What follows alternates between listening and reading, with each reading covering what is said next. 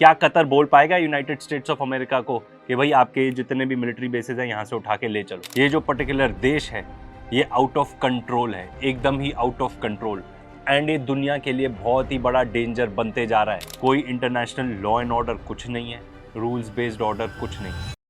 तो दुनिया के सबसे बड़े टेररिस्ट यानी कि इजराइल ने अब तो हद ही पार कर दी, एकदम ही आउट ऑफ कंट्रोल हैं ये लोग।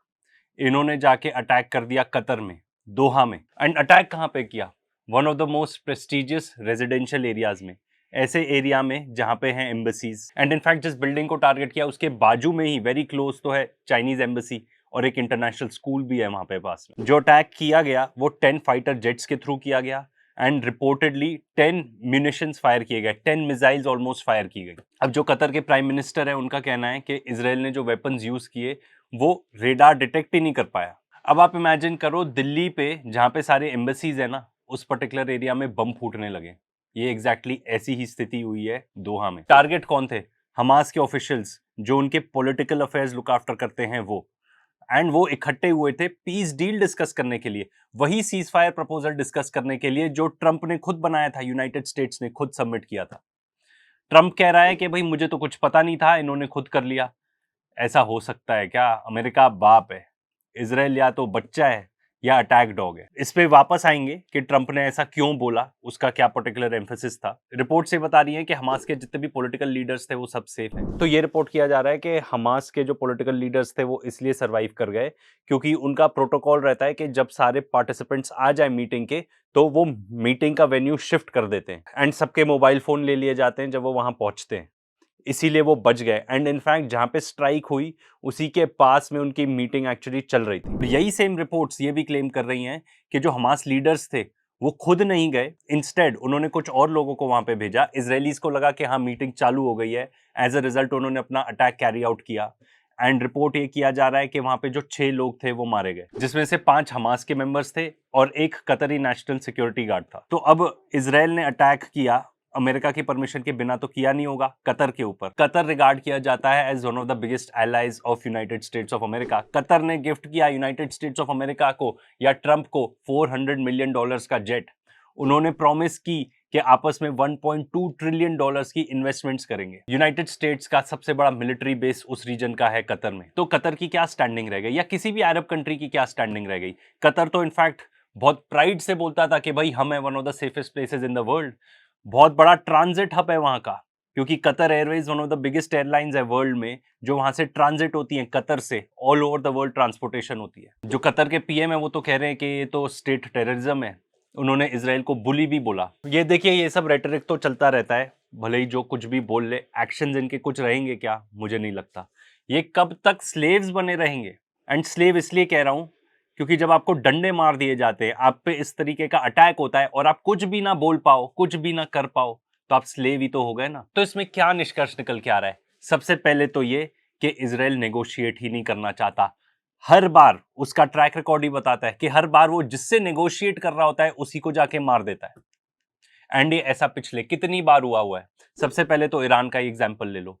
ईरान और यूनाइटेड स्टेट्स ऑफ अमेरिका में न्यूक्लियर डील चल रही थी। उसी समय ट्रंप ने ऐलान किया कि भाई Iran better find a solution, better make a deal. Negotiation चली रही थी कि इजराइल ने अटैक कर दिया ईरान के ऊपर, एंड जो की नेगोशिएटर थे अली शमखानी, उन्हीं को मार दिया। जबकि एक वेस्टर्न मीडिया के साथ इंटरव्यू करते करते इन्होंने खुद ही बताया था कि नहीं हम तो रेडी हैं, डील करने के लिए रेडी हैं यूनाइटेड स्टेट्स ऑफ अमेरिका से। इस्माइल हनिया की बात करें जो कि हमास के चीफ थे, उनको उनके इनफैक्ट पूरे परिवार को ही मार दिया।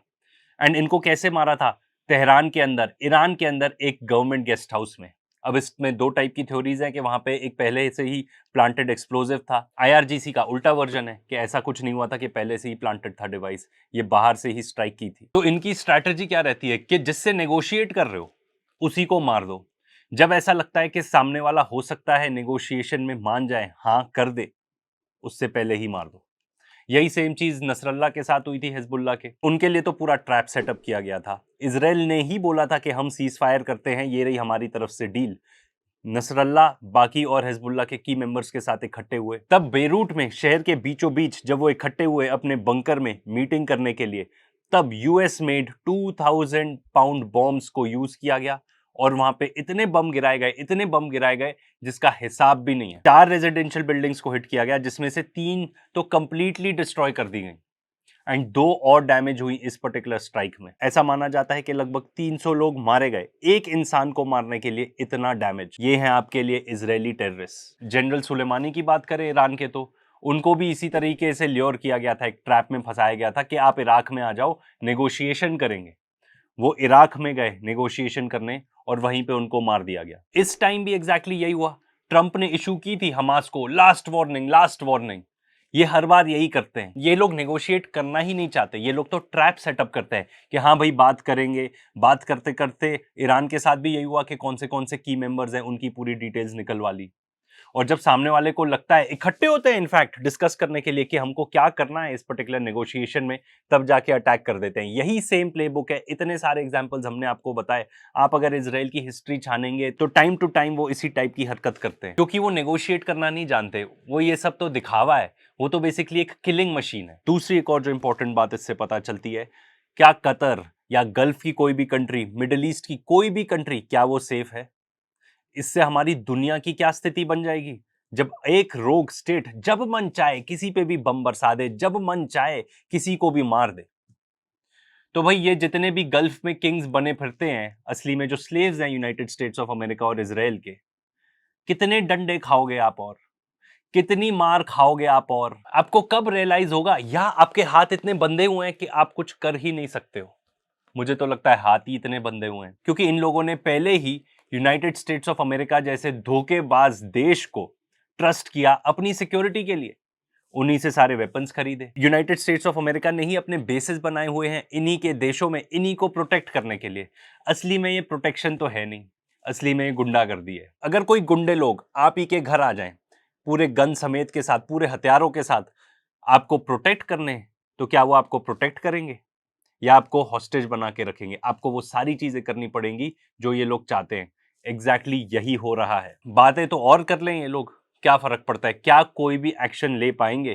क्या कतर बोल पाएगा यूनाइटेड स्टेट्स ऑफ अमेरिका को कि भाई आपके जितने भी मिलिट्री बेसेस हैं यहां से उठा के ले चलो? वो तो गनीमत है कि हम इस देश में रहते हैं जहां पे किसी और देश के मिलिट्री बेसेस वगैरह नहीं है, हम किसी के भी बंधक नहीं बने हुए हैं। कतर की अगर हालत देखो तो एक बार पहले ईरान ने अटैक किया जब उन्होंने वहां पे यूएस मिलिट्री बेसिस को अटैक किया, एंड ये एक कोऑर्डिनेटेड अटैक था। और ये कल का दिन है कि इजराइल भी आके बम फोड़ के चला गया, आप कुछ भी नहीं कर पा रहे। अब इजराइल ऐसा देश है जो पिछले 72 आवर्स में 6 देशों को बम्बार्ड कर चुका है।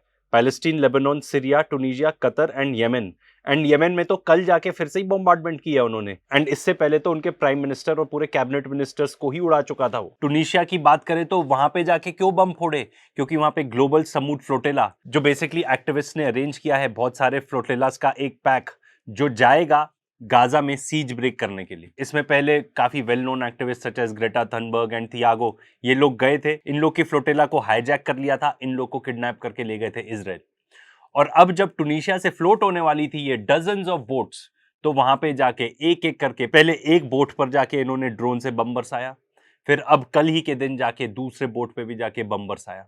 एंड इनका इल्जाम क्या था कि क्या करने वाले थे?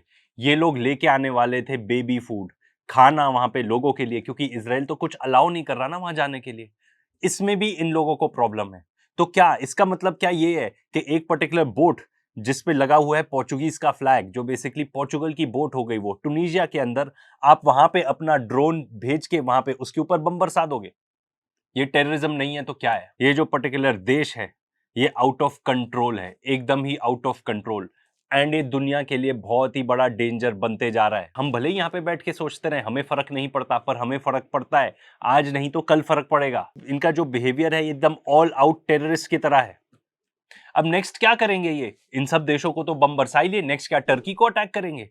मैं जोक नहीं कर रहा हूं, इन्हीं के नेशनल टेलीविजन में ये पर्टिकुलर बातचीत होती है, सुन लीजिए। סיכום שלך יוני, את העניין של טורקיה. תראה, טורקיה זה האויב הבא שלנו. יש לנו סדר לטפל אחרי שאנחנו נביס את איראן, בעזרת השם. אז קודם כל קטר, שחייבים לנקום בהם על 7 באוקטובר, על מה שהם עשו, אסור לעבור על זה בשתיקה, חייבים לטפל בהם, ואחר כך אנחנו נצטרך להתפנות לטורקיה, מכיוון שההיחלשות של איראן, ההתמוטטות בעזרת השם של המשטר השיעי, זה יחזק את הציר של האחים המוסלמים, וארדואן הוא הרבה יותר חזק מהשייח תמים בן חמד, מכיוון שיש לו צבא גדול והוא מדינה גדולה, זה לא... אני אשאל שאלה ששואלים על איראן. האם העם הטורקי עדיין אוהב אותנו, וזה רק ארדואן, כמו באיראן? זאת אומרת, רק ארדואן הוא הסיפור שלנו? אנחנו נצטרך לעבוד חזק על העם הטורקי כדי להחזיר את היחסים שהיו לנו איתו, שאתה זוכר שכולם היו נוסעים לנופש. בטח, עם הכל כלול, תעשו צ'ילר וכל האלה. עד שבא ארבע כאן. לעבוד חזק, להוציא את גלי השנאה וההסתה שהארדואן הזה הזין את העם שלו במשך כל כך הרבה שנים. זה תהיה משימה קשה. ये जितनी भी बातें ये करते हैं ना अंग्रेजी में, वो सब इंटरनेशनल ऑडियंस के लिए। वहां पे झूठ बोलते हैं कि नहीं हम तो ऐसा नहीं करना चाहते थे, ये वो। इनकी अगर आप हिब्रू में सुनोगे तो आपको पता चलेगा इनकी असली इंटेंशन क्या है। हमारे यहाँ तो गोदी मीडिया होता है, यहाँ पे होता है जेनोसाइड मीडिया। एंड सिर्फ इतना ही नहीं, एक AEI में भी यहाँ पे एक माइकल रूबिन करके हैं, कोई सीनियर फेलो, पहले ये वहां पे थे पेंटागन में। उन्होंने खुद आके बोला है कि हाँ टर्की पर अटैक कर सकता है इजराइल। वर्ल्ड वॉर चालू कर रहा है ये पर्टिकुलर देश, अगर हम ऑलरेडी वर्ल्ड वॉर में नहीं हैं तो। कहा जाता है ना कि वर्ल्ड वॉर 2 नाजी जर्मनी ने चालू किया था, उस टाइम के नाजीज वो थे, इस टाइम के नाजीज ये लोग हैं। अब ईरान की न्यूक्लियर डील नेगोशिएट हो रही है यूरोप के साथ, वो भी लगता है बहुत अच्छी चल नहीं रही है। एंड कई लोगों का मानना है, कई एक्सपर्ट्स का मानना है कि इजराइल फिर अटैक करेगा ईरान पर, फिर अटैक करेगा। आसपास के देशों को तो अटैक कर ही रहे हैं, गाजा में कंटिन्यूअस जेनोसाइड चल रहा है। वहां से जिस टाइप के पर्टिकुलर विजुअल्स आ रहे हैं, देखना ही मुश्किल हो गया है। रोज के रोज इतने सारे बच्चे मारे जाते हैं। बच्चे जाते हैं पानी भरने के लिए, वहां पे उन पर बम बरसा देते हैं। गाजा सिटी के अंदर तो बोल दिया है लोगों को कि भाई वहां से निकल जाए, क्योंकि वो लैंड टेक ओवर करना चाहते हैं, जमीन हथियाना चाहते हैं, लोगों को मारना चाहते हैं। नेगोशिएशंस नहीं करना चाहते। नेगोशिएशंस तो बहाना है, दिखावा है। गाजा के अंदर फैमिन कंफर्म हो चुका है, मतलब लोग लिटरली भूख से मर रहे हैं।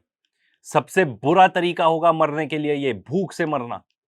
पहले अपने बच्चों को देखो कि कैसे सुकड़ जाएं, वो एकदम स्केलेटन बन जाए, फिर उसके बाद खुद भी भूख से मर जाएं। सबसे पेनफुल तरीका है किसी को भी मारने का। एंड इजराइल अभी भी इतनी सी ही एड अलाउ कर रहा है जिससे शायद कुछ भी नहीं होगा। अब ये लोग चाहते क्या हैं, ये राक्षस क्या चाहते हैं? ये चाहते हैं हमास के पास कोई लेवरेज ही ना बचे, वो पूरे हॉस्टेजेस रिलीज कर दे। हमास क्या चाहता है? हमास ये कह रहा है कि सीज फायर नहीं, आप पूरी पीस डील करो, आप अपने हॉस्टेजेस भी ले जाओ यहां से और आप खुद भी यहां से चले जाओ। पर वो तो पॉसिबल नहीं है ना, क्योंकि ये लोग तो वहां की जमीन हथियाना चाहते हैं, वही इनका पर्टिकुलर टारगेट है, वही ये लोग अचीव करना चाहते हैं। अगर बाकी सब अरब कंट्रीज को लगता है कि भाई वहां पे चलता रहे, हम तो अपनी लाइफ जी रहे हैं ना, बिल्कुल गलत सोच है ये। आपको लगता है कि आपकी बारी नहीं आएगी, पर सबकी बारी आएगी, सबकी बारी आएगी। ग्रेटर इजराइल का मैप भूल गए हो क्या? इस बात पे तो मुझे इतनी शर्म आती है कि मेरा सिर ही नीचे हो चुका है जब मैंने ये पर्टिकुलर पिक्चर देखी हमारे फाइनेंस मिनिस्टर की इस हैवान के साथ। इस हैवान का नाम है स्मोत्रिच, जहां पर पूरी दुनिया, पूरे देश मूव अवे करना चाह रहे हैं इस पर्टिकुलर एंटिटी से, इस पर्टिकुलर स्टेट से जिसका नाम इजराइल है, जो जेनोसाइड कर रहा है, बच्चों को मार रहा है। हम चाह रहे हैं, हम डेवलप कर रहे हैं उनसे और भी डीपर टाइज। इजराइल एक पराया स्टेट है। स्मोत्रिच मॉडर्न टाइम्स का हिटलर है। उसकी कुछ स्टेटमेंट्स ही अगर आप खंगाल लोगे तो आपको आइडिया लग जाएगा। वो तो 2 मिलियन गाजन्स को, 20 लाख लोगों को भूख से मार देना चाहता है। उसको मॉरल काम समझता है। उसका ये सोचना है कि गाजा में सब हमास है, सब टेररिस्ट हैं, इन सबको खत्म कर देना चाहिए, गाजा को डिस्ट्रॉय कर देना चाहिए और सब लोगों को पकड़ के कॉन्सेंट्रेशन कैंप में डाल देना चाहिए। ये बेन गवीर और स्मोत्रिच ऐसे हैं कि इनको कई कंट्रीज ने, इंक्लूडिंग यूरोपियन कंट्रीज ने सैंक्शन कर रखा है। कई कंट्रीज ने इनको बैन कर दिया है। कई कंट्रीज से इनके बैन होने की बातचीत चल रही है। जो farmer head of Shin Bet है, एक इजरायली, खुद स्मोत्रिच को एक टेररिस्ट बता रहा है। एंड इसके जैसे हैवान का हमारे देश में स्वागत होता है। This is where we are as a country. क्या मैसेज देता है ये पूरे दुनिया को, जब हम उन लोगों के साथ हाथ मिला रहे हैं जो लोग जेनोसाइड कर रहे हैं, जो दुनिया भर में टेररिस्ट माने जाते हैं। हो सकता है इससे हम और आइसोलेट ही हो जाएं। वैसे भी देख लो हमारा FDI कहां से कहां पहुंच गया है। 96-98% तक गिर चुका है पिछले 1 साल में।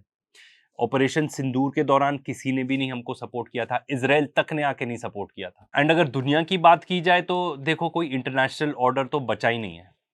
अगर आपके सोसाइटी में, आपके शहर में सीरियल किलर्स हो और उनको कोई पनिशमेंट ही ना दी जाए, उनको बोला जाए कि ठीक है भाई आप लोगों को मारे जा रहे हो, मारते जाओ। ऐसे ही सीरियल किलर्स दुनिया में खुलेआम घूम रहे हैं। अगर आप सोच लो कि आपके यहाँ पे पुलिस ही ना हो, कोई लॉ एंड ऑर्डर ही ना हो, तो आपकी एक सोसाइटी ना चल पाए। यहाँ तो हम पूरे दुनिया की बात कर रहे हैं। ट्रंप को पता था ये पूरी गेम थी। और मैं तो कहता हूं अगर नहीं पता था तो कुछ एक्शन लो ना, इजराइल के खिलाफ कुछ एक्शन लो, मत भेजो हथियार। कहो कि अब हम नहीं भेजेंगे हथियार, तुम उसका मिसयूज करते हो। पर ऐसा तो होगा नहीं ना। वो तो खुद ही आके कह रहा है कि ठीक है, हमास वालों को मारने गए थे तो ठीक है। यहाँ पे जब एक देश जेनोसाइड के खिलाफ आवाज उठाए तो उसको तो जाके आप एकदम खत्म करने पहुंच जाते हो, बम बरसाने लग जाते हो। हम ऐसी स्थिति में हमारी दुनिया में, एंड ये वर्ल्ड वाइड हो रहा है, हमारे देश में भी हो रहा है, हर देश में हो रहा है पूरे दुनिया के, कि अगर आप आवाज उठाओ उन लोगों के खिलाफ जो सबसे बड़े टेररिस्ट हैं, बच्चों को मार रहे हैं, लोगों को भूख से मार रहे हैं, पूरी फैमिन क्रिएट कर दी है उन्होंने एक पर्टिकुलर देश में, तो आपको पकड़ के जेल में डाल दिया जाता है। ये पर्टिकुलर स्थिति है आज के डेट में इस दुनिया की। एंड एक तीसरा पॉइंट है जो बहुत इंपॉर्टेंट है, पूरी दुनिया इंक्लूडिंग रशिया, जिसका वॉर चल रहा है यूक्रेन के साथ, ऑफ कोर्स प्रॉक्सी वॉर है, इसलिए नेगोशिएशंस चल रही है between Russia and United States of America. तो क्या वो नहीं देख रहे, क्या प्रेसिडेंट पुतिन नहीं देख रहे कि यहाँ पे क्या हो रहा है? क्योंकि उनके साथ भी तो आप धोखा दे चुके हो ना पहले, ऑपरेशन स्पाइडर वेब। वो एक तरफ नेगोशिएशन चल रही है, दूसरी तरफ उनके ऊपर अटैक चल रहा है बहुत बुरी तरीके से, और फिर आप क्लेम करते हो मुझे तो पता नहीं था। यही सेम चीज ईरान में हो गई। अब आज के डेट में ऐसी स्थिति हो गई है कि कौन मानेगा किसी भी नेगोशिएशन को? क्योंकि जब कोई नेगोशिएशन चल रही होती है तो जो पर्टिकुलर देश उसको मीडिएट कर रहा है वहीं पे जाके तो आप बम फोड़ देते हो, जैसा इस केस में हुआ। कतर मीडिएटर है, मीडिएटर देश के अंदर जाके आपने बम फोड़ दिए, ट्राइंग टू असैसिनेट दोज जो एक्चुअली नेगोशिएट कर रहे थे। खुले सांड की तरह घूम रहा है इजराइल, कहीं भी जाके किसी भी देश में किसी भी जगह पे बम बरसा देना, खास तौर पे मिडिल ईस्ट पे, तो ये पूरे दुनिया के लिए एक लेसन होना चाहिए। कोई भी सेफ नहीं है यहाँ पे। अमेरिका का बुलडॉग आएगा, किसी को भी काट सकता है, किसी को भी खत्म कर सकता है। ऐसे में नेगोशिएशन कैसे ही चलेगी? क्या खाक नेगोशिएशन चलेगी? यहाँ पे कोई नेगोशिएशन नहीं होगी, सिर्फ किलिंग होगी। आप यही बता रहे हो सामने वाले को कि हमसे बात मत करो, दम है तो हमको मार के दिखाओ।